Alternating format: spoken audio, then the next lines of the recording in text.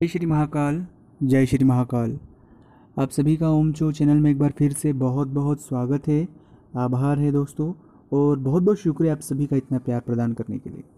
अगर आप नए व्यूअर हो तो चैनल को आप सब्सक्राइब कर लीजिएगा। चैनल को सब्सक्राइब करने के साथ जो भी आपकी राय हो वो कमेंट्स बॉक्स में आप लिख लीजिएगा, ताकि आपको हमेशा अच्छे तो चैनल को आप सब्सक्राइब करिएगा। बिल्कुल फ्री है, चैनल को सब्सक्राइब करें और निःशुल्क ज्योतिष परामर्श हमसे आप प्राप्त कर सकते हैं। उसके लिए आपको चैनल को सब्सक्राइब करना है, ताकि आपको हमेशा अच्छे अच्छे वीडियो मिलते रहें। अब हम जो है इस वीडियो में एक अलग से आपकी राशि के लिए बात कर रहे हैं कि जो आपके कर्म हैं वो कैसे काम करता है या कर्म फल कैसे प्राप्त होता है, उसका क्या फंडा है, उसको किस तरह से हमें करना चाहिए, वो क्यों, इतनी सारी बातें हम जो बतलाते हैं उनके पीछे का पीछे राय क्या है। दोस्तों, जो हम कुछ सोचते हैं, हम आपको ऐसा लगता है कि हमने सोच लिए भूल गए, लेकिन वो सभी विचार इस आकाश, इस ब्रह्मांड में वो कहीं ना कहीं वो विचार तैरते रहते हैं। वो विचार हमेशा के लिए विद्यमान हो जाते हैं, क्योंकि विचार एक शक्ति है। विचार एक बहुत उच्च कोटि की शक्ति है जिसे हम समझ नहीं सकते। तो वो इस आकाश, इस ब्रह्मांड में कहीं ना कहीं वो तैरती रहती है, हमेशा वो बातें रहती है। क्योंकि हम कई बार बोलते हैं कि हमारे पूर्वज ये करते आए हैं, हमारे पूर्वजों द्वारा ये किया गया, तो वो सभी चीज़ें जो हमारे पूर्वजों ने, जो हमारी पीढ़ियों ने यहाँ पे कर किया है, वो रिफ्लेक्ट जरूर होता है। तो दोस्तों, वो जो रिफ्लेक्शन है, जैसा हम कांच में देखेंगे वैसे ही हम दिखाई देंगे। तो जो हम बोएंगे या जो भी हम व्यवहार करेंगे, जो भी हम विचार सोचेंगे, जैसा भी सोचेंगे, वो हमें प्राप्त होगा। मैं हमेशा इसीलिए आपको कहता हूँ कि आप बड़ा सोचो, असंभव सोचो। ऐसा सोचो कि जो आपको असंभव सा लगे, आप वो चीज़ कर पाएंगे और वो चीज़ आपको प्राप्त हो पाएगी।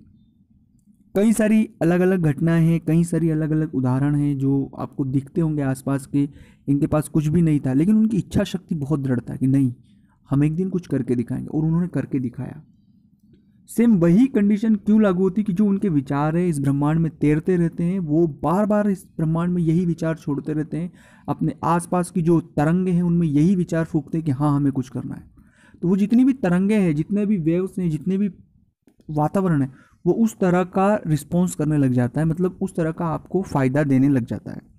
और बस उसका जो रिफ्लेक्शन होता है वो आपको हमेशा जाने अनजाने में आप आगे बढ़ते रहते हैं। आप उसी तरह के काम करने लग जाते हैं, आपको सफलताएं मिलने लग जाती है और आप एक मुकाम तक पहुंच जाते हैं।